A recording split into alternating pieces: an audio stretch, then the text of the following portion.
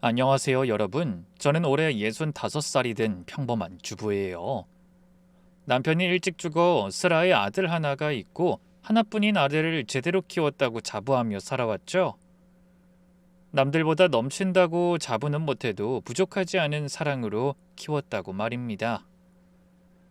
요즘 뉴스 보면 참 안타까운 일들이 많던데, 특히 정신적으로 문제가 있는 사람들이 얼마나 많은지, 그리고 그런 사람들 대부분이 어린 시절에 부모의 사랑을 제대로 못 받고 자랐다고 하더군요. 학대받고 버림받고 상처받으면서 자란 아이들이 어른이 되면 그 마음의 구멍을 채우려고 평생을 헤맨다는 거죠. 저 역시 어린 시절 부모에게 제대로 된 사랑을 받지 못했다 보니 결핍이라는 게 얼마나 무서운지 충분히 알고 그런 사람들을 이해하고 안아줘야 한다고 믿었죠. 그게 제 신념이었어요. 근데 최근에 제가 겪은 일을 생각하면 그게 얼마나 오만한 생각이었는지 알 수 있었습니다. 한마디로 그건 악몽이었죠. 깨고 싶어도 깰 수 없는 악몽이요. 일단 그 이야기를 시작을 하려면 조금 더 거슬러 올라가야 합니다. 아들이 30살이 되던 해에 첫 번째 결혼을 한 그때로 말이죠. 첫 며느리 정말 좋은 아이였어요. 맑은 목소리로 매번 밝은 에너지를 뿜던 애였습니다. 그 아이와 함께 있으면 마치 숲속에서 지저귀는 새소리를 듣는 것 같이 마음이 편안해졌어요. 어머님, 우리 다음에 영화 보러 가요. 네? 저 진짜 보고 싶은 영화 있거든요. 아이, 신혼부부 둘이서 봐. 내가 뭐 보면 알긴 해. 됐어. 에이, 여자들끼리 보러 가야 재밌는 게 있어요. 저랑 가요. 저 어머님이랑 가고 싶은데. 아우, 얘가 정말 왜 그래? 저랑 가요, 네? 안 그럼 저 진짜 삐져요? 아우, 참. 알았어, 가면 되잖니, 가면. 솔직히 초반에는 적응 못했어요. 아무리 효자라도 아들만 키웠다 보니 애교 많은 목소리도 행동도 도통 익숙해지지 않았거든요. 하지만 그 아이 덕분에 딸 가진 부모가 부러워진 건 시간 문제였습니다. 집안도 괜찮았고 대학도 나왔고 직장도 다녔죠. 무엇보다 우리 아들을 정말 사랑했어요. 두 사람이 다정하게 손잡고 걷는 모습을 볼 때면 제가 다 행복할 정도였죠. 아들도 한 번은 그러더군요. 엄마, 나 진짜 요즘 너무 행복해. 그래, 말 안 해도 다 알겠다. 엄마도 네가 행복해 보여서 좋네. 난 여자복은 타고났나 봐. 엄마도 그렇고 안사람도 그렇고 뭐 어떻게 보면 난 꼭 신의 사랑을 온몸으로 다 받는 것 같아. 다른 사람들은 결혼은 지옥이네, 뭐 살아보면 최악이네 그런 말 하던데 난 매일매일이 꿈만 같아. 진짜 너무 좋아. 네가 좋은 사람이라 주변에 좋은 사람이 모이는 거지. 행복할수록 좋을수록 너가 더 잘해줘야 한다. 알겠지? 당연하지. 내가 엄마한테 배운 게 아낌없이 사랑해주는 법이잖아. 나 정말 잘할게. 엄마한테도 그 사람한테도 우리 이 상태로 평생 행복하자. 아들은 실제로도 며느리에게 참 잘했어요. 덕분에 결혼하고 얼마 되지 않아서 손주도 생겼죠. 밤낮으로 며느리 먹고 싶은 걸 사다 주고 나르고 난리도 아니었고요. 지금 생각해도 그땐 꼭 영화 같았습니다. 모든 일이 다 잘 풀리기만 했고 불행이라는 건 끼어들 틈도 없이 완고해 보였으니까요. 정말이지 평화로운 나날들이었죠. 근데 그 행복은 고작 3년밖에 가지 못했어요. 졸음운전을 하던 트럭 기사가 중앙선을 넘는 그런 사고였다고 하더군요. 당시 저는 지방에서 살고 있었기에 수술을 할 때는 같이 있지도 못했죠. 정신을 반쯤 놓고 병원으로 달려갔더니 아들이 복도에 주저앉아서 울고 있었습니다. 손은 덜덜 떨었고 얼굴은 벌겋게 되어 있었죠. 아들은 자신의 머리털을 쥐어뜯으며 울었고 숨도 제대로 쉬지 못하며 제 옷깃을 잡고 소리를 질렀어요. 엄마, 집사람 불쌍해서 어떡해? 아들 괜찮을 거야. 의사 선생님이 뭐라고 했어? 수술을 했는데 전신마비야. 목뼈랑 척추가 문제라 앞으로 평생 못 움직일 수도 있대. 집사람 그거 알고 기절까지 했어. 이제 앞으로 어떻게 살아? 어? 중환자실로 옮겨진 며느리를 봤을 때 저는 눈물이 났어요. 새처럼 지저귀던 그 밝던 아이가 그렇게 기계에 연결되어 누워있는 모습이라니. 그럼에도 저는 정신을 차려야 했죠. 충격으로 힘들어하는 아들 대신해서 손주도 봐야 했고 병간호도 함께 해야 했으니까요. 다행인 건 얼마 되지 않아서 며느리와 소통이 되었다는 겁니다. 하지만 상태는 이전과는 달랐어요. 더는 통제가 되지 않는 스스로의 몸에 도통 적응을 못했죠.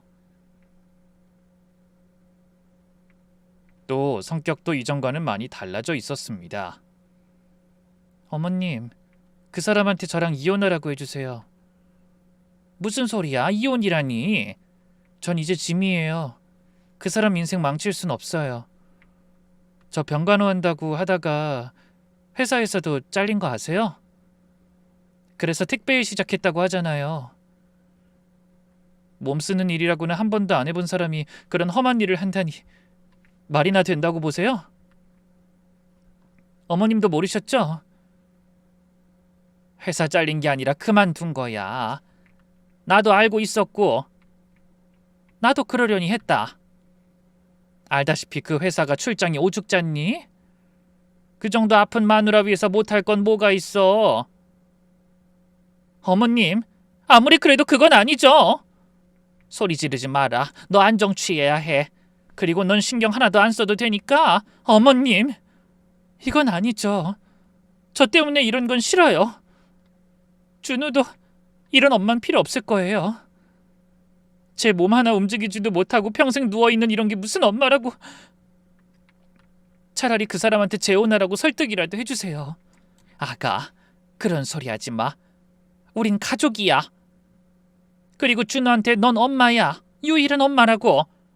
그리고 나한테 며느리이기 이전에 넌 딸이나 다름없다. 어머님, 조금 힘든 시간이 왔을 뿐이야. 그리고 우린 그걸 다 이겨낼 거고. 그때부터 정말 힘든 시간이 시작됐어요. 생전 처음으로 몸을 쓰는 일을 했던 아들도 지치긴 마찬가지였고 저 역시 병간호와 동시에 어린 준우까지 돌봐야 했습니다. 물론 그 중에 가장 힘든 것은 며느리였어요. 심장마비와 쇼크로 인해서 죽을 고비를 넘겨야 했고 이어서 한 수술도 견뎌야 했으니까요. 근데 결국 사고 후 1년째 되던 때 그 고비를 넘기지 못했습니다. 폐혈증으로 의식을 잃더니 4일 만에 세상을 떠나고 말았죠. 그날 아들의 절규가 병실에 울려 퍼졌습니다. 장례를 치르고 화장을 하는 그 과정에서 아들은 3번 그리고 저는 2번 쓰러졌죠. 그 뒤로 우린 마치 정전된 집에서 사는 것 같았어요. 우리의 삶을 밝히던 단 하나의 불이 꺼져버린 그런 집 말이죠. 그럼에도 우린 살아야 했기에 적응해 가기 시작했습니다. 저도 시골의 집을 팔고 아들과 합가를 했고 손주를 아들 대신 돌봤죠. 아들은 택배 일을 그만뒀고 다시 이전의 직장으로 돌아갔고요. 그렇게 시간이 흘렀고 어느덧 손주인 준우가 초등학교에 입학할 시기가 왔을 때였습니다. 그날 아들이랑 책가방이며 학용품이며 사러 갔던 게 정확히 기억나죠? 계속 뚱땅거리며 머뭇거리던 아들이 이상하다고 생각했었는데 뜬금없이 이러더군요. 엄마, 나 사실 할 말 있어. 엄마한테 진즉에 말을 했어야 했는데. 응? 뭔데? 그게... 아우 정신없어 뭐. 너 혹시 사고 쳤니? 뭐 아까부터 똥마려운 강아지 마냥 왔다 갔다. 뭔진 몰라도 얼른 말해. 내가 보고 있다가 숨 넘어가겠어서 그래. 뭐 혹시 회사 잘렸어? 아니야. 회사 잘 다니는데 왜. 승진도 했고. 그럼 뭐 주식했어? 아니야. 실은 나 재혼하려고 해. 재혼하고 싶은 사람이 생겼어. 순간 제 머릿속이 하얘졌어요. 지금 뭐라고 그랬니? 재혼을 하겠다고? 나도 고민 많이 했어. 근데 정말 좋은 사람이야, 엄마. 이전처럼 잘 살 수 있을 거라는 생각도 들고 우리 아이한테도 엄마가 있는 편이 좋을 것 같아서. 저는 굳어진 표정을 숨기지 않았습니다. 아이에게 아빠가 있었으면 좋겠다, 엄마가 있었으면 좋겠다는 것들 중에 제대로 된 사람 고르는 걸 못 봤다. 그저 비어있으면 비어있는 걸 채워주면 되는 거지 본인 욕심에 아이 끌어들여 방패로 세울 생각은 하지도 마라. 그런 거 아니야. 진심으로 그렇게 생각해. 우리 그때 행복했잖아. 엄마도 알잖아. 그건 그 아이였기 때문에 행복했던 거야. 재혼하면 똑같아진다든? 머릿수만 맞으면 되는 게임처럼 보이니? 결혼이 너한텐 그런 거야? 저는 기가 차서 인상을 찌푸렸죠. 하지만 아들은 고개를 저어 보이더군요. 엄마한텐 미안하지만 난 아빠 없다는 거 싫었어. 부족했고 그리웠고 고팠어. 그러니 우리 아들이 엄마의 부재로 느낄 감정은 누구보다 내가 더 잘 알아. 물론 엄마 마음엔 당연히 안 들겠지. 그 사람이 엄마한테 좀 잘했어?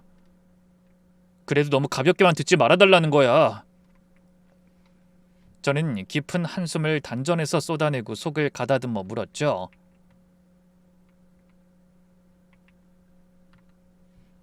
좋다. 그래. 어떤 사람이 이게 네가 이렇게까지 말을 해? 뭐 집안은? 학력은? 나이는? 아들이 한참을 머뭇거리더니 말했어요. 나이는 나보다 4살 어려. 나랑 결혼하는 게 초혼이고. 집안이랑 학력은 말을 안 하는 게 이상하네? 고아원에서 자란 사람이야. 선입견 가지지 말라고 늦게 말한 거야. 그리고 중졸이고. 뭐? 중졸? 요즘 시대 중졸이 있어? 아니 지금 그걸 말이라고 하는 거니? 어릴 때 부모한테 학대를 당했대. 경찰에 발견돼서 아동보호시설로 보내졌고 거기서 자란 거야. 근데 학교 친구들이 고아인 걸 알고 괴롭혔는지 학교 생활에 적응을 못했나 봐.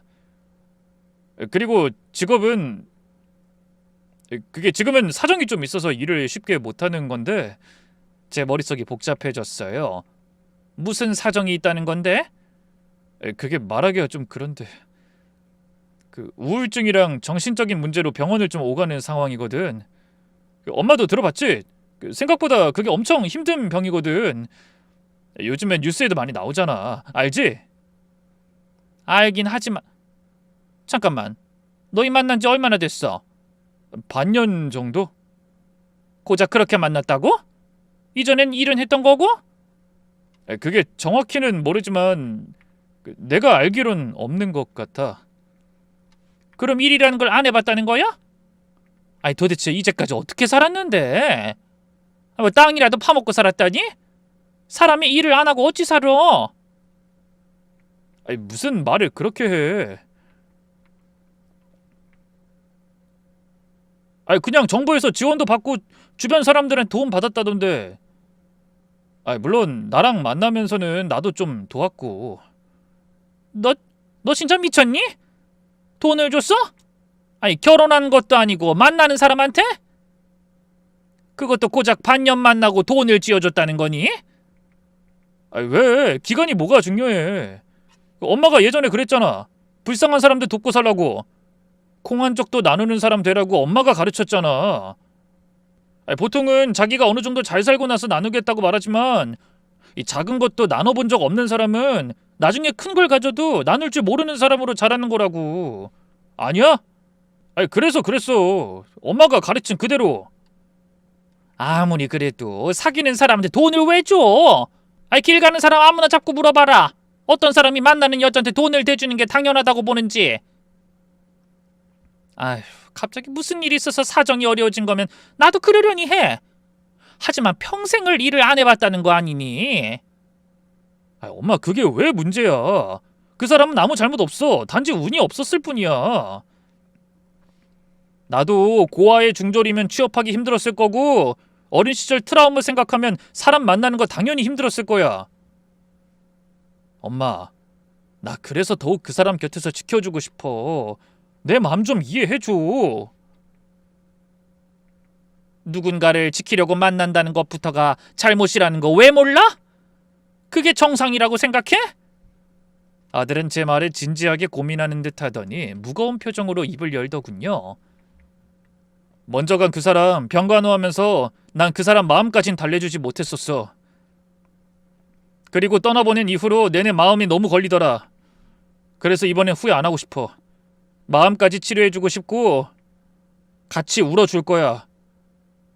그 사람도 내가 없으면 안 될 사람이니까. 아들, 제발 그건 아니야. 너 준우 생각 안 하니? 멀쩡한 사람도 아이 돌보는 거 힘들어. 엄마라는 게 애만 있으면 뚝딱 만들어지는 건 줄 알아? 하물며 마음도 온전하지 않은 사람이 아이 엄마가 된다고? 그것도 처녀가? 엄마, 이 사람 정말 착한 사람이야. 잘할 거라고 믿어. 아들이 제 손을 잡고는 이어 말했죠. 이 사람은 대신 아파봤잖아. 그러니 누구보다 엄마를 잃은 아이의 마음을 잘 달래줄 거라고 생각해. 그 사람 5살 때부터 친부모한테 맞았대. 담뱃불로 지지고 굶기고 옷장에 가두고 상상도 못할 일들을 당했어. 그러다 이웃 사람이 신고해서 겨우 살았다더라. 그건 안 됐지만 아닌 건 아닌 거야. 고아원에 가서도 힘들었대. 이 사람 제대로 된 가족을 가지는 게 꿈이야. 나도 그렇고. 우린 서로 어느 정도 닮았어. 서로 아픔을 보듬어주면서 그렇게 잘 살 수 있을 것 같아. 이전처럼 우리도 더 행복해질 수 있을 거고. 다시 생각해봐. 먼저 간 그 사람 떠나보냈을 때 내가 든 생각은 하나였어. 우리에게 시간이 많다고 착각했다는 거. 그래서 제대로 못한 것도 정말 후회 많이 되더라. 회사 일 때문에 함께 있던 시간도 없었고 그 흔한 영화도 보러 가려면 조율해야 했던 거. 근데 사람 언제 죽을지도 모르고 가는 거 순서 없다는 거 적어도 우린 알잖아. 그니까 난 시간 더 끌고 싶지 않아. 이 사람이랑 1시간, 아니 1분 1초라도 더 있어주고 싶어. 그러니 허락해줘. 어? 너 지금 이러는 거 너무 성급해 보여. 정 그러면 차라리 더 만나봐. 기간은 중요하지 않다니까. 왜 자꾸 그 사람을 나쁘게 보는 거야? 뭐 고아라서? 중졸이라서? 가난해서? 엄마 진짜 그런 이유 때문은 아니지? 난 그런 게 아니야. 네가 걱정돼서 그러는 거라고. 엄마는 내가 걱정되는 게 아니라 체면이 걱정되는 거 아니야? 솔직히 말해봐. 중졸의 고아를 며느리로 맞는 게 창피한 거잖아. 엄마 친구들한테 뭐라고 말할지 걱정되는 거지? 야, 이 자식아. 내가 그런 사람인 줄 알아? 어쩜 말을 그렇게 해? 우리는 그날 1시간 넘게 말다툼을 했어요. 하지만 아들은 뜻을 굽히지 않았어요. 진짜 그땐 아들 눈이 반쯤 돌아있다는 생각까지 들더군요. 그래서 저는 더 악착같이 말렸습니다. 단식 투쟁도 했고 병원에 들어누운 적까지 있었죠. 그나마 다행인 건 아들이 그런 저를 기다려줬다는 겁니다. 당장이라도 혼인신고하고 들어앉을까봐 겁이 났는데 그런 짓은 하지 않았죠. 물론 쉬지 않고 저를 설득하는 건 멈추지 않았어요. 자식 이기는 부모가 없다더니 저 역시 4개월이 지날 무렵에 그 여자를 만나보겠다는 말까지는 꺼내게 되었습니다. 그렇게 만나게 된 자리는 가시방석이 따로 없었어요. 무엇보다 처음 그 아이를 본 느낌은 솔직히 말해서 썩 좋지 않았습니다. 키는 작았고 마른 편이었어요. 얼굴은 예쁜데 뭔가 불안해 보이더군요. 눈빛이 늘 흔들리고 손을 계속 비비고 있었죠. 그 와중에 하나 안타까운 건 제 눈을 한 번도 제대로 못 쳐다보는 거였습니다. 그게 꼭 어린아이가 부모 눈치를 보는 것 같아서 한편으론 가여워졌네요. 그래서 제가 먼저 따뜻하게 말을 걸었죠. 아가씨는 우리 아들이랑 어디서 만났어요? 그게 심리상담 센터에서요. 제가 심리상담을 받으러 갔다가 그래요? 저는 순간 놀랐어요. 아들을 봤더니 멋쩍은 표정으로 저를 봤습니다. 그날 죽은 며느리 때문에 상담도 받으러 다녔다는 걸 뒤늦게 알게 된 거였죠. 들어보니 그곳에서 서로의 아픔을 이야기했고 마음이 맞은 모양이었습니다. 아들과 한 집에 살면서도 몰랐던 걸 그 아이가 알고 있는 걸 보니 마음 한쪽 구석이 헛헛해졌죠. 순간 어쩜 재혼을 하는 게 아들에게 더 좋을 수 있겠다는 생각이 들었고요. 부모인 제가 어루만질 수 없는 상처도 있다는 걸 인정한 거죠. 그때 그 아이가 제게 고개를 대뜸 숙이더군요. 죄송해요. 죄송해요, 어머님. 왜 죄송하다고 그래요? 잘못한 것도 없으면서 고개 숙이지 말아요, 아가씨. 그게 실은 제가 어머님 기대에 못 미칠 것 같아서요. 네? 무슨 소리예요? 저 고아원에서 자랐어요. 학력도 낮고요. 어머님이 저를 며느리로 받아들이실지 알아요. 저 싫으신 거. 근데 저 정말 이 사람 사랑하는 마음은 진짜거든요. 저희 허락해 주시면 바뀔게요. 잘 열심히 살아볼게요. 저 좀 예쁘게 봐주세요.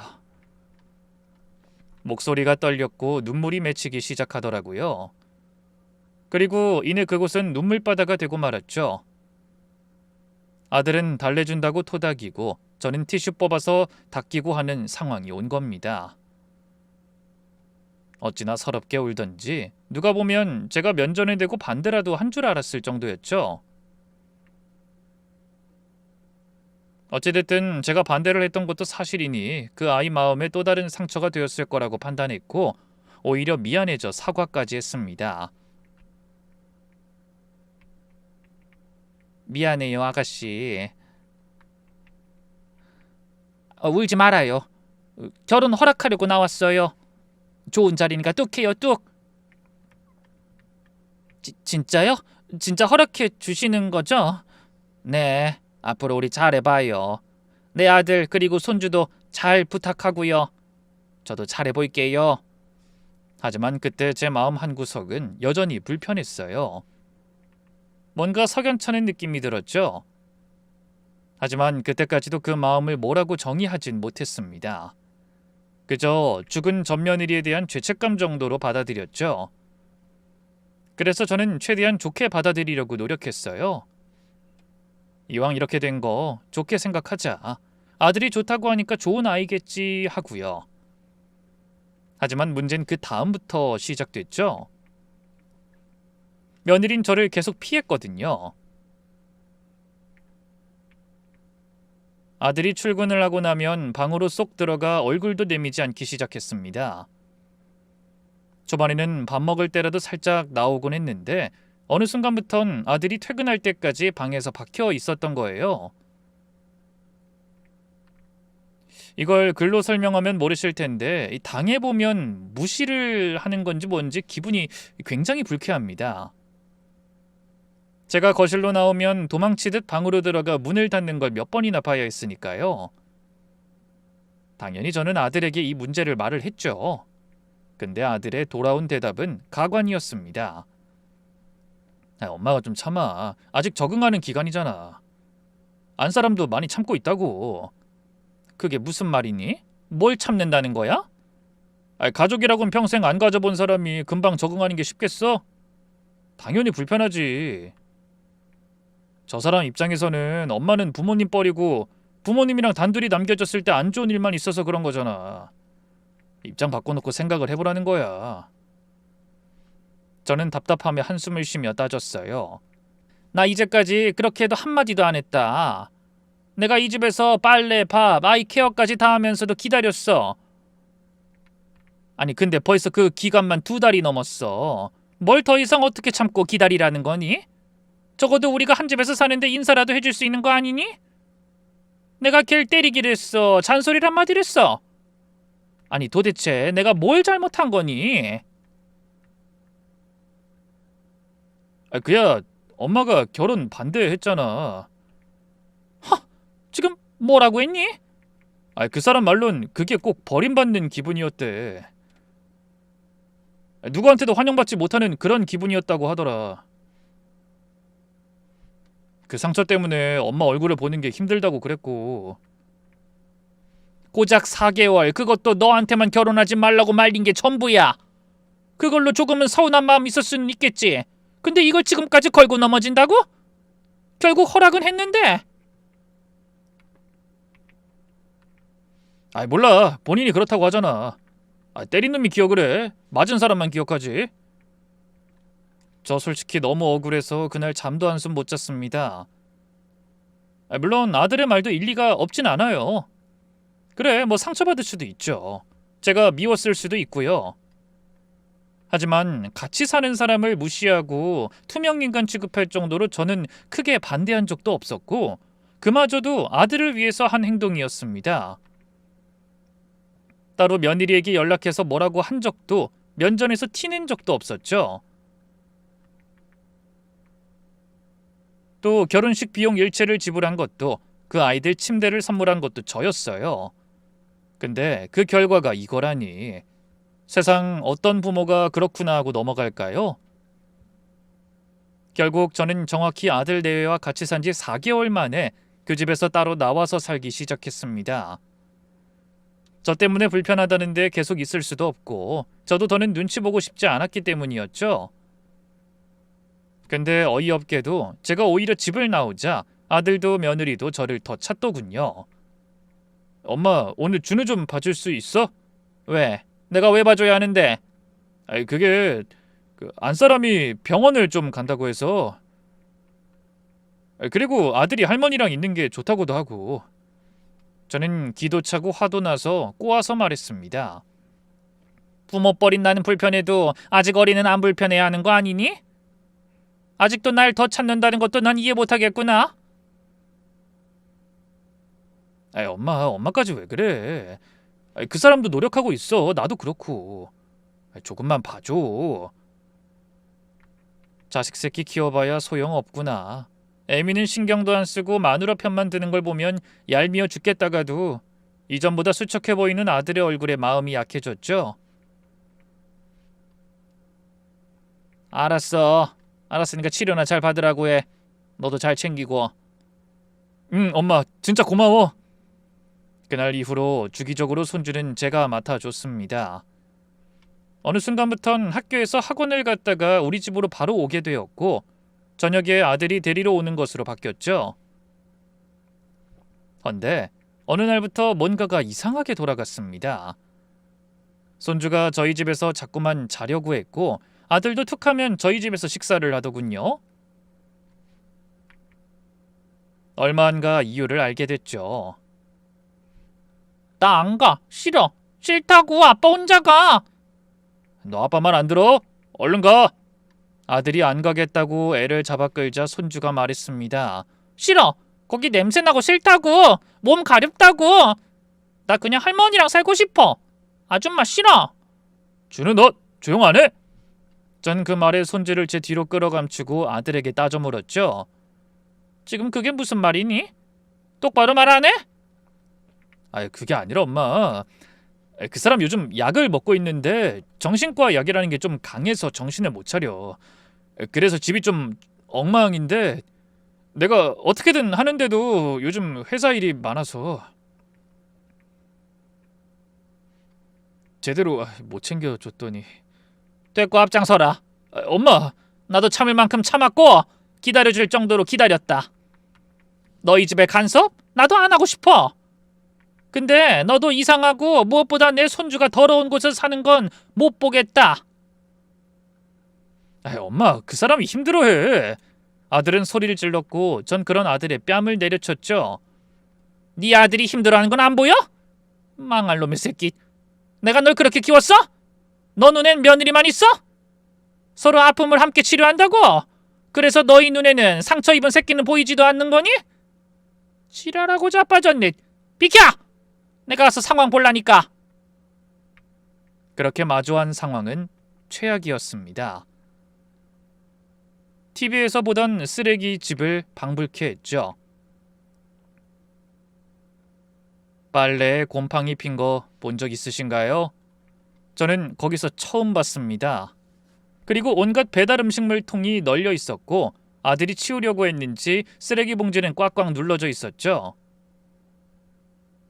날벌레에 바퀴벌레에 난리가 나 있었고요. 웃긴 건 제가 집에 들어가자마자 며느린 다시 또 자기 방으로 쏙 들어가 버렸다는 겁니다. 화가 머리끝까지 났지만 아픈 아이라는 걸 인지하고 저는 그곳에서 몇 시간 동안 청소만 했어요. 그러자 아들은 양심에 찔린 건지 제게 말했죠. 미안해 엄마. 이런 모습 보여주기 싫었어. 잘 사는 것만 보여주려고 했는데. 됐어. 밥이나 먹자. 엄마가 금방 해줄게. 청소가 마무리된 다음 우리 모두 식탁에 둘러앉았어요. 그런데 며느린 밥을 안 먹었고 수저만 만지작거리는 겁니다. 그리고는 갑자기 눈물을 뚝뚝 흘리기 시작했어요. 아가 왜 우니? 어머님이 저를 싫어하시는 것 같아서요. 제가 고아라서요. 학력도 낮고 변변한 직업도 없고 어머님 기대에 못 미쳐서. 저는 어이가 없지만 최대한 좋게 말했죠. 이미 지난 일이고 둘 다 잘 살기 바라는 거 말곤 없다. 이런 일이 있었으면 나한테 말해서 도움을 청해도 좋고. 알았니? 미워하는 거 없으니 곡해도 하지 말고. 아니요. 처음 만났을 때부터 느꼈어요. 어머님이 저를 탐탁지 않게 생각하신다는 거. 제가 이 집에 안 어울린다고 생각하시는 거 저도 눈치 있고 다 알아요. 진짜 허파가 뒤집히는 느낌이었습니다. 무슨 말을 하지도 않았는데 울고불고 그러니 사람이 미칠 것 같았죠. 아들도 안절부절 못하고 손주도 밥 먹던 수저를 내려놓더군요. 이 우울증이라는 게 힘든 병이라는 것도 알지만 그건 확실히 정상적이지 못한 행동처럼 보였습니다. 뭐랄까, 며느린 마치 늪과 같았어요. 빠져나오려고 몸부림칠수록 더 빠져드는 것 같았으니까요. 결국 깨끗해진 집을 치우고 모처럼 같이 먹는 식사 자리도 그렇게 끝나버렸죠. 심지어 그런 일은 제 생일에도 있었습니다. 모처럼 외식을 하는 자리에서도 그러더군요. 식사를 다 하고 케이크를 자르는데 며느리가 갑자기 눈물을 흘리기 시작했습니다. 우는 이유는 이거였죠. 어머님 생신인데 제가 준비한 게 아무것도 없어서요. 저는 정말 못난 며느리예요. 죄송해요. 제가 이렇게 아프지 않았다면 분명 좋은 것도 사드렸을 텐데. 아니야, 그런 거 신경 안 써도 돼. 와준 것만으로도 고마워. 저 지금 제사나 지내는 기분이에요. 저는 어릴 때 이런 생일상 상상도 못했거든요. 뭔가 이런 걸 보면 제 스스로가 너무 비참해져요. 어머님은 제 기분 이해 못하시죠? 정말로 늘 이런 식이었어요. 손주 생일도 아들의 생일도 마찬가지였고 웃는 날이라면 며느리 본인 생일이 전부였죠. 그나마 다행인 건 본인도 심각성을 인지했는지 병원은 주기적으로 다녔다는 겁니다. 그런데 어느 날은 제게 이런 말을 하더군요. 어머님, 제 담당 의사가 그러는데 제가 어머님을 만나면 스트레스를 많이 받는다고 당분간 저희 집 오는 걸 안 하셨으면 하시더라고요. 지금 무슨 소리라는 거야? 말 그대로인데 뭘 더 어떻게 말씀드려야 할지. 실은 제가 어머님 보면 저를 버린 부모님 생각이 자꾸 나요. 좀 닮아서 그런 것 같기도 하고. 저는 기가 차서 헛웃음을 흘렸죠. 애초에 너희 집 청소에 빨래해주러 가는 거라는 거 몰라 그래? 내가 발길 끊으면 너 혼자 해야 하는데 지금 할 수 있다는 거니? 제가 해야죠. 병원 다니면서 좋아지면 할 거고요. 그러니까 어머님은 이제 그만 와주셨으면 해요. 제가 우울증이 점점 심해지고 있어서 그래요. 의사 선생님이 그러는데 스트레스 요인을 없애야 한다고 하고. 그래서 내가 스트레스 요인이라는 거야? 결혼할 때부터 저를 싫어하셨잖아요. 누군가에게 미움받는다는 건 스트레스죠. 이해해 주세요. 아픈 제 마음을 저도 어쩔 수 없는 거니까요. 저는 그날 밤 잠을 잘 수가 없었어요. 눈물만 나왔죠. 자신이 아프다는 이유로 주변을 상처 주는 건 올바른 일일까? 저는 속으로 몇 번이나 반박을 했습니다. 그럼에도 입 밖으로 꺼내지 못했던 것은 오로지 아들의 행복을 위해서였어요. 그게 부모의 역할이었으니까 말이죠. 그렇게 저는 그 집에 2번은 가지 않았습니다. 명절에도 마찬가지였고요. 그러다 손주의 생일이 다가왔을 때였습니다. 선물을 하나 사들고 현관 앞에만 살짝 두고 오려고 아들네의 집으로 향했죠. 그런데 아들 집 아파트에 도착했을 때 주차장에서 며느리의 목소리를 들었고 걸음을 옮겼죠. 그런데 혼자가 아니었어요. 어떤 남자와 함께 있었죠. 심지어 그 2사람은 서로를 끌어안고 있었습니다. 매번 울기만 하던 며느리는 깔깔거렸고 남자는 며느리의 얼굴을 쓰다듬고 있더군요. 저는 황급히 아들에게 전화를 했고 이내 둘이 있는 곳으로 다가가 소리를 꽥 질렀습니다. 야, 너희들 지금 뭐 하는 거야? 2사람이 깜짝 놀라서 떨어졌어요. 어머님, 이게 지금 무슨 짓이야? 너 설마 다른 남자 만나고 다니니? 그래? 어머님 아니에요. 이건 오해예요. 오해? 뭐가 오해야? 내가 2눈으로 똑똑히 봤어. 너희가 끌어안고 있는 걸. 어머님, 이 사람은 제 오빠예요. 오빠? 무슨 오빠? 고아원 출신이라며. 내 귀에 닦지 않도록 이야기한 게 너야. 가족이 없다고 힘들다고 우울해서 죽겠다고 한 것도 너고. 뭐 그래놓고 이제 와서 오빠? 그게 아니라 저희는 같은 고아원 출신이에요. 어릴 때부터 같이 자란 사이예요. 오빠 동생 같은 사이라고요. 말도 안 돼. 어떤 오빠 동생이 저렇게 끌어안아? 남자가 끼어들었어요. 어머님 정말 오해예요. 저흰 그런 사이 아닙니다. 오빠 됐어. 내가 말해. 어머님, 그럼 고아는 오빠 동생도 없어야 해요? 가족도 없는 사람은 형제 자매도 만들면 안 돼요? 친부모는 저를 버렸고 아무도 저를 입양하지 않았어요. 이 오빠가 유일하게 저를 챙겨준 사람이에요. 어릴 때부터 같이 자란 가족이라고요. 그렇게 가족 같은 사이인데 왜 이제까지 한 번을 말을 안 해? 말을 했으면 뭐가 달라지는데요? 그냥 어머님은 저를 미워하시는 거고 처음부터 저를 싫어하셨잖아요. 고아라고, 중졸이라고, 못난 사람이라고.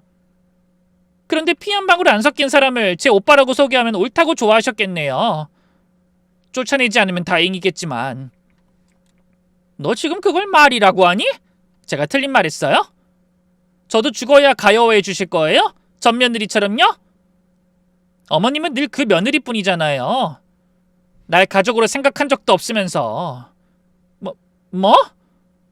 전 며느린 죽어서 가여웠죠? 죽으니까 좋은 며느리가 됐죠? 저도 죽으면 어머님이 저를 사랑해 주실 거예요? 그땐 제가 하는 말 다 믿어 주실 거냐고요? 너 진짜 미쳤어? 어디서 그 아이의 이야기를 방패로 꺼내? 바람이나 피우는 게. 그때 아들이 도착했어요. 엄마 그만해. 알아. 이 사람 나도 아는 사람이라고. 뭔가 오해한 건 알겠는데 아니야. 아들 지금 뭐라고 했니? 이 남자를 알아? 재훈이라고 나보다 2살 어려. 이 사람 통해서 결혼 전에 인사 받았어. 그래도 이건 아니지 않아? 저렇게 끌어안고 있는 게 정상이야? 엄마 오래간만에 만나서 반가워서 그런 거겠지. 오해하지 마.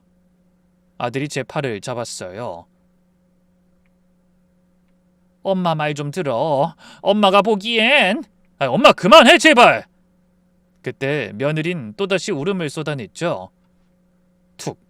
누르면 쏟아지는 수도꼭지가 따로 없었고 저는 그 안에서 최악의 시어머니가 되고 말았습니다. 동네 사람들이 지나가면서 절 노려보고 갈 정도였죠. 그날 흐지부지하게 끝나버리긴 했지만 저는 찜찜함이 가시지 않았습니다. 아무리 봐도 두 사람의 눈빛은 뭔가 달랐죠. 밀착한 몸이며 행동도 해석이 되지 않았고요. 그래서 저는 직접 재훈이란 남자를 만나기로 했어요. 진실을 알아내야 했으니까요. 재훈 씨, 솔직하게 물어볼게요. 우리 며느리랑 무슨 사이예요?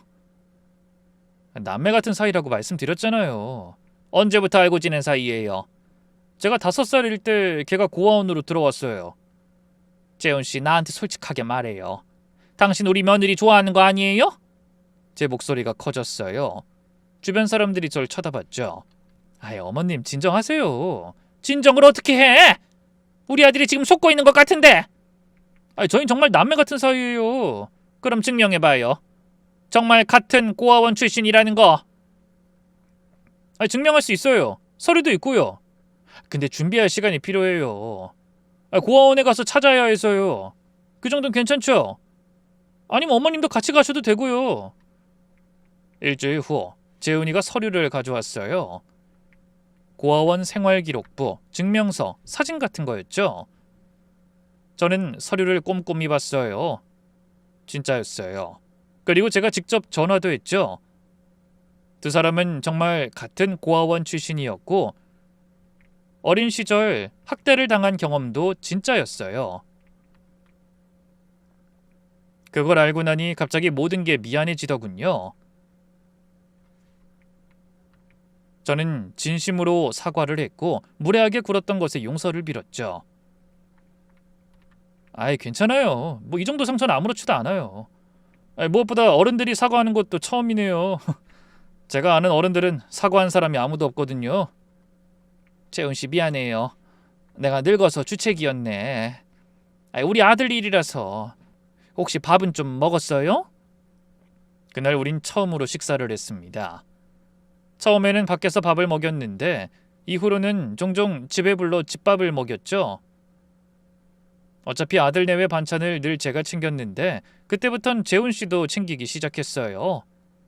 호칭도 이상해서 사돈총각이라고 부르기로 통일을 했죠. 아이, 사돈총각, 이번 주말에 우리 집에서 식사해요. 김치 양념만 절이면 되는데 수육해서 먹으려고요. 수육 좋아해요? 김장 그런 건가요? 아이, 그런 게 아니라 딱 그거지. 이번에 배추가 달아서 아주 맛있게 될 것 같아요. 사돈총각도 파김치 좋아하는 것 같아서 내가 따로 다 해놨어. 그날 와서 집어가면 돼요. 제가 도울까요? 김장 힘들잖아요. 우리 가족 얼마 안 되니까 딱히 힘들 것도 없어요. 와서 맛있게만 먹어요. 참 희한했습니다. 솔직히 처음 봤을 때 사돈총각이 양아치처럼 생겼다고 생각했어요. 귀걸이도 많고 팔뚝에는 문신도 있고 날카로운 느낌이었거든요. 그런데 겪어보니 순박하고 착한 느낌이 더 강했습니다. 사근사근하지 않아서 그렇지 김장날에도 빨간 고무장갑 끼고 저를 도울 정도로 배려심도 있었고요. 그날 오랜만에 모든 가족이 처음으로 웃었습니다. 며느리도 울지 않았고 손주도 눈치 안 보고 실컷 고기를 먹었어요. 그렇게 그 김장날을 기점으로 우린 진짜 가족이 된 기분이 들었죠. 실제로 며느리와의 사이도 이전보다 나아졌고요. 그러던 어느 날 밤이었어요. 새벽 2시쯤 아들한테서 전화가 왔어요. 왜 이 시간에? 무슨 일이야? 엄마 미안해. 응? 왜? 무슨 일 있어? 엄마, 나 엄마한테 정말 미안해. 나... 아들 목소리가 떨렸어요. 아들, 지금 어디야? 무슨 일이야? 왜 그래?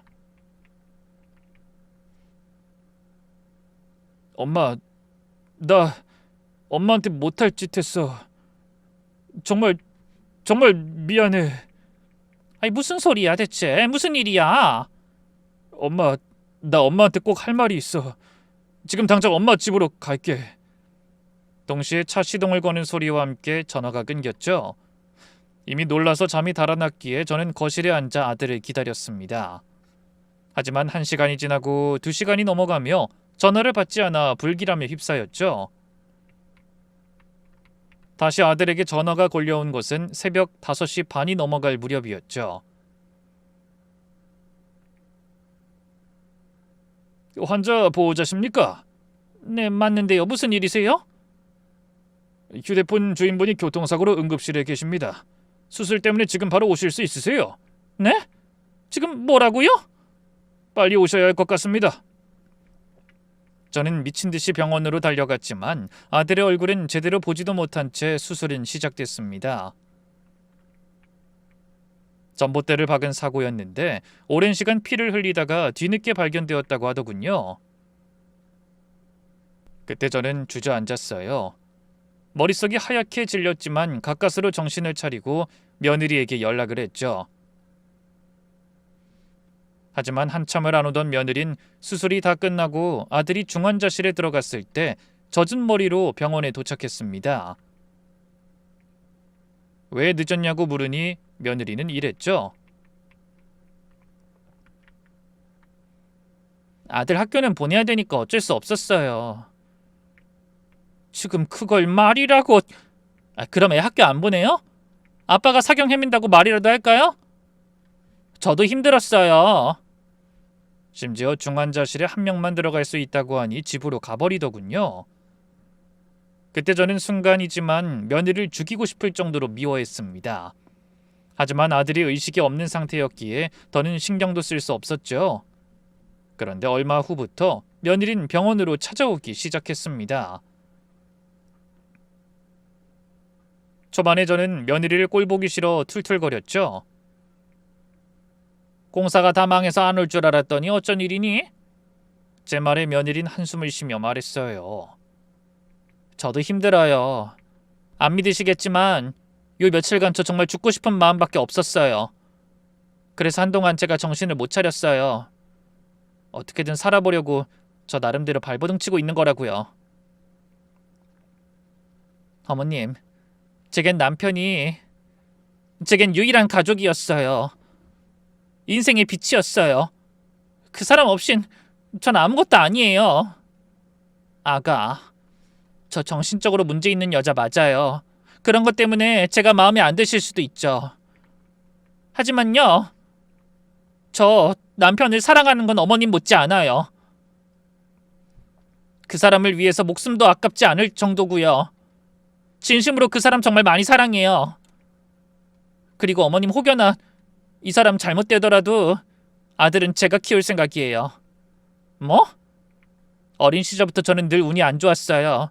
부모도 사랑도 어느 하나도 가지지 못했던 게 저예요. 그래서 어머님이 보기에는 극단적인 이야기라고 생각하지만 저는 늘 그런 환경에서 살아야 했어요. 희망을 가지고 무너지는 게 너무 힘들어서 최악의 최악만 생각했던 삶, 그런 삶을 상상해 본 적 있으세요? 아가, 무슨 말인지는 알지만 그래서 미리 말씀드리는 거예요. 이 사람 아들이면 제 아들이기도 하니까요. 그리고 어머님도 제 어머님이고요. 이 말씀은 꼭 드리고 싶었어요. 그때 그 말을 하면서 눈물을 흘리는데 이제까지 미워했던 것이 부끄러울 지경이었습니다. 이렇게 좋은 아이를 내가 오해했다는 생각이 들었죠. 번지르르하게 좋은 말 못하고 정신적으로 힘들어서 모든 게 엉망이었던 며느리였어도 그 속은 달랐구나. 솔직히 아차 싶더군요. 내가 미안했어. 네가 이렇게 힘들 줄 몰랐어. 어머님, 저도 죄송해요. 제가 정신을 못 차렸어요. 이제 내가 중심 잡아요. 아파도 아프다고 하지 않고 강해질게요. 저는 이제 한 아이의 엄마니까요. 실제로 며느린 병간호의 지극정성이었어요. 우스갯소리지만 병원에 있는 환자분은 열려문이라도 세워야 한다고 추켜 세울 정도였습니다.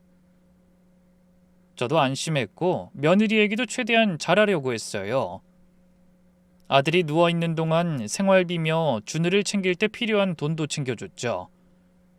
그렇게 병원 생활이 길어지던 어느 날은 손주의 소풍날이었습니다. 며느리가 같이 간다고 해서 저는 병원에 있었습니다. 헌데 손주의 담임 선생님이 제게 전화를 걸어온 거죠. 어머 선생님, 어쩐 일이세요? 혹시 우리 손주한테 무슨 일이라도...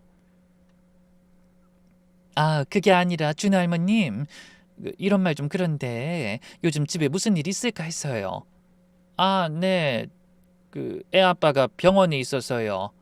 어머, 그런 일이... 그래서 그랬군요. 저한테 미리 말씀을 해주셨으면 제가 더 챙겼을 텐데. 그 다음은 형식적인 말이었고, 전 그때까지만 해도 손주가 우울해하는 걸 보고 선생님이 전화를 줬다고 생각했는데 실상은 그게 아니었습니다.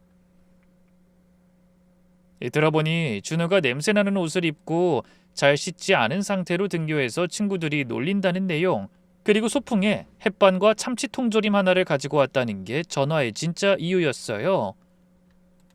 저는 놀라서 물었죠. 햇반에 참치 통조림이라니. 오늘 며느리가 소풍에 같이 간다고 했는데? 아니요, 오지 않으셨어요. 모르셨군요. 아마도 어머님도 많이 힘드셔서 그런 것 같네요. 네, 선생님, 일단 이 문제는 제가 알아서 해결을 해볼게요. 전화를 끊고 머릿속을 꽉 채운 건 배신감이었습니다. 또다시 정신병 때문에 힘들어 그런가 하고 이해하려고 해도 제가 김밥 싸는 것까지 싫다, 준우는 자기가 온전히 돌보겠다면서 제가 돕겠다는 모든 걸 거절했던 건 이해가 되지 않더군요. 속에서 열불이 났고 소풍이 끝나고 돌아온 손주를 기다렸다 데리고 가 씻기고 밥도 먹였죠. 근데 갈아입힌 옷도 변변치 않고 전부 소매 같아 짧아서 저는 그 아이 손을 잡고 백화점을 향했습니다. 근데 1층으로 들어서는 순간 익숙한 목소리가 들렸죠. 내가 먼저 골랐어. 이건 내 거라고. 며느리였습니다. 점원이 곤란한 표정으로 뭔가를 설명하니 벼락처럼 또 소리를 지르더군요. 야, 진열이 되어 있는데 왜 못 사? 나도 살 거야. 전혀는 되는데 왜 난 안 된다는 거야? 점원은 친절하게 다른 가방을 추천했습니다. 하필 그 명품은 회원 전용이라는 조건이 필요한 제품이었고 돈이 있다고 살 수 있는 게 아니더군요. 그럼에도 며느린 관리 요원들이 올 때까지도 깽판을 피웠고 저는 몰래 숨어서 며느리를 관찰했습니다. 며느린 백화점 밖으로 쫓겨나듯 나와서는 누군가에게 전화를 걸어 짜증을 내며 상황 설명을 했어요. 서러워서 돈 있어도 못 산다는 게 말이 돼? 빌어먹을 것들. 부모 복으로 카드 찍찍 그어대는 불쌍한 년놈들만 가능하다 이거지? 두고 봐. 나 같은 년이 어떻게 아득바득 위로 가는지. 아, 몰라. 지금까지 안 깨어난 거 보면 몰라? 죽겠지. 죽으면 끝이지 뭐. 그 아파트면 재산은 싹 다 내 거 되는 거야. 물론 그 할망구도 살살 구슬려서 집 빼앗을 거고. 저는 그 말에 놀라서 몸을 더 낮췄고 덩달아 손자도 자신의 입을 막았죠. 저는 서둘러 손자의 귀를 막고 좀 더 몸을 기울였습니다. 그러자 며느린 크게 웃더니 이러더군요. 이번에 또 죽으면 나 의심할걸? 애새끼는 둬야지. 못하면 우리가 걷어도 좋고. 왜? 자식 농사라는 거 있잖아. 나 늙으면 밑 닦아줄 애도 키워두면 도움되지 않겠어? 걔가 결혼하면 며느리도 부려먹고. 솔직히 언제까지 젊어서 이 짓거리 할 순 없잖아. 노후 대비도 해야 되니까. 자기도 좋지? 우리가 엄마 아빠 되는 거야. 저는 그 통화 내용 중에 이번에 또 죽으면이라는 부분 때문에 두려워졌어요. 아무리 생각해도 우리 아들 일이 그냥 사고처럼 느껴지지 않았죠. 그래서 주변에 전화를 돌려 수소문을 했습니다. 드라마에서 사람 뒷조사해주는 건 많이 보긴 했는데 막상 겁이 나서 주변에 물었던 거죠. 다행히 아파트 부녀회장의 사촌이 심부름 센터를 운영한다고 해서 그곳에 의뢰를 했어요. 그리고 알았죠. 제 며느리가 불륜을 저지른다는 걸 말입니다. 저기 올 며느리가 누구랑 불륜을 저지른 건지 알아요? 지금 직원이 증거 입수했다니까 사진 선별해서 오늘 안에 전송해드리겠습니다. 아, 같은 고아원 출신이라는 건 들었다고 하더라고요. 같은 고아원이요? 머릿속을 스친 건 당연히 재훈이었습니다. 저는 바로 찾아가서 멱살을 잡았고요.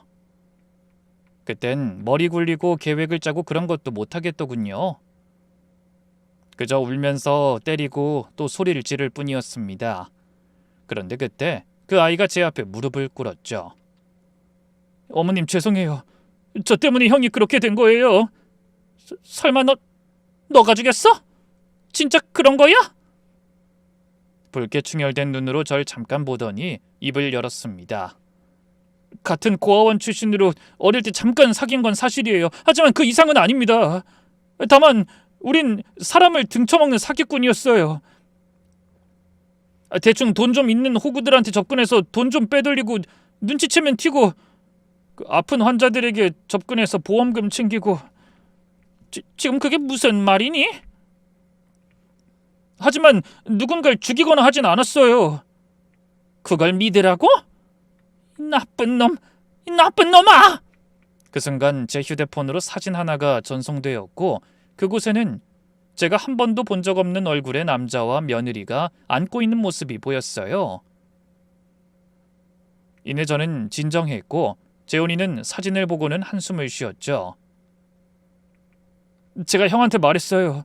불륜을 저지르는 것 같다고. 그래서 형이 그날 이혼 요구했고 새벽에 운전을 했던 거고요. 사고가 났던 거거든요. 그래서 내 아들이 나한테 미안하다고. 잘 모르지만 아마도 그렇겠죠. 사실 예전에는 당연했어요. 세상이 우리에게 준 게 뭐가 있어요? 사랑? 돈? 기회? 아무것도 없었어요. 그러니까 우리가 빼앗는 거라고 생각했어요. 근데 어머님 만나고 형이랑 친해지면서 제 생각이 바뀌었죠. 우린 사랑받을 생각 따윈 해본 적도 없구나. 어쩜 노력하면 가질 수 있을지도 모른다고. 그래서 제가 형은 작업하지 말자고 했어요. 근데 제가 그렇게 나오니까 다른 사람을 끌어들인 것 같아요. 죄송합니다. 그 아인 죄송하다며 제 앞에서 싹싹 빌었고 진심으로 눈물까지 흘렸습니다. 저도 그 말에 같이 무너졌고요. 오해하고 때린 것도 사과했고 진실을 알려줘 고맙다는 말까지 했죠. 근데 바로 그때 며느리가 저를 본 겁니다. 그곳엔 왜 왔는지 다시 설득을 하러 왔는진 모르지만 무릎 꿇은 모습을 보고 대충 상황을 파악했는지 빠르게 뛰어왔죠. 뭐야? 너 설마 말했어? 다 말했어. 너랑 내가 이제까지 한 짓, 너가 형 배신하고 불륜 저지른 것도 다. 야, 너 미쳤어? 진짜 돌았니? 보험금 받으면 조금이라도 챙겨준다고 했잖아. 그냥 모른다고 해. 어차피.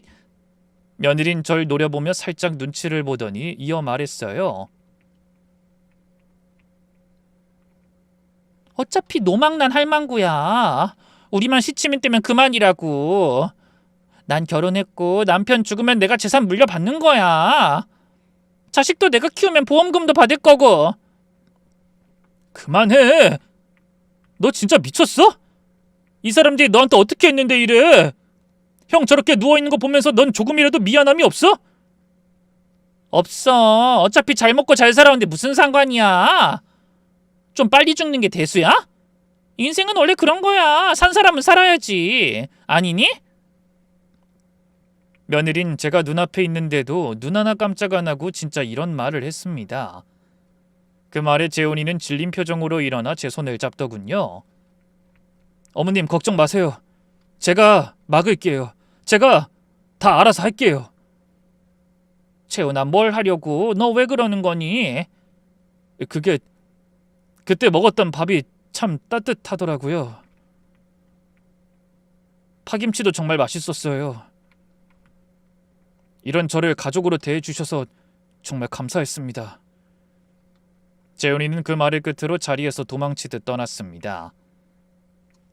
나중에 알고 보니 그러고 바로 자수를 하러 갔더군요. 그간의 사기에 대한 증거도 다 가지고 말이죠. 당연히 공범이자 주범인 며느리에게도 경찰이 오는 건 시간 문제였고요. 며느린 상황이 불리해지자 이혼도 해주고 재산도 포기할 테니 합의를 해달라며 제게 간청했죠. 어머님 반성한다고요. 진짜로. 정말 너무 미안해서 그래요. 남편한테 부끄럽고 그래서 스스로 이혼 도장 찍겠다고 하잖아요. 네? 제가 이렇게 빌게요. 싫다. 저 아픈 사람인 거 아시잖아요. 저도 당황했다고요. 남편이 이혼 요구해서 화가 난 상태였던 거지 다른 의도는 없었어요. 어머님, 이혼 서류만 대신 좀.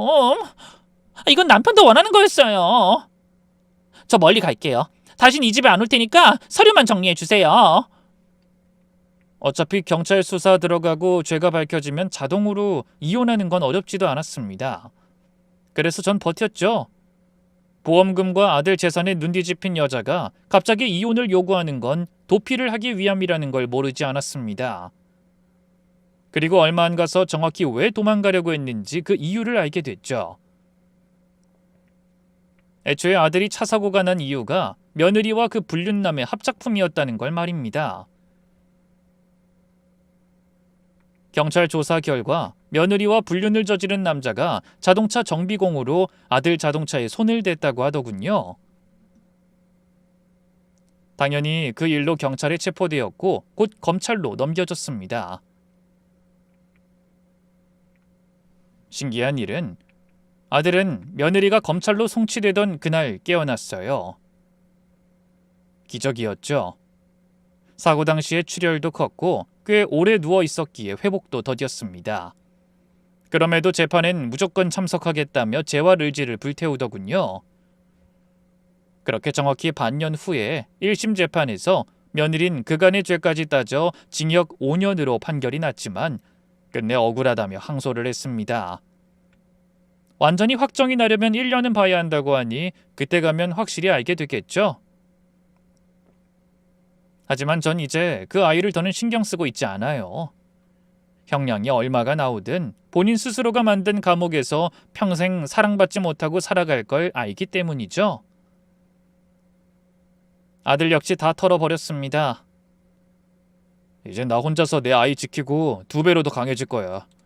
두고 봐. 혼자서도 얼마든지 잘 키울 수 있다는 거 꼭 보여줄게. 그래, 우리 아들 잘 생각했어. 그나저나 엄마, 재훈인 면회 언제 갈까? 조만간 보러 가야지. 안타깝지만 모든 진실을 알리고 경찰에 자수한 재훈이 역시 형벌을 피하진 못했습니다. 정상 참작되어서 감형이 되긴 했지만 앞선 사기죄로 인해 교도소에 수감이 된 상태였죠. 심지어 항소도 하지 않고 고스란히 벌을 받겠다고 했더군요. 아무리 반성한다고 해도 나쁘다는 건 변함없지만 우린 그 아이의 가족이 되어주기로 했습니다. 입양 같은 거창한 것은 아니라고 해도 돌아올 수 있는 따뜻한 공간과 곁을 내어주기로 말이죠.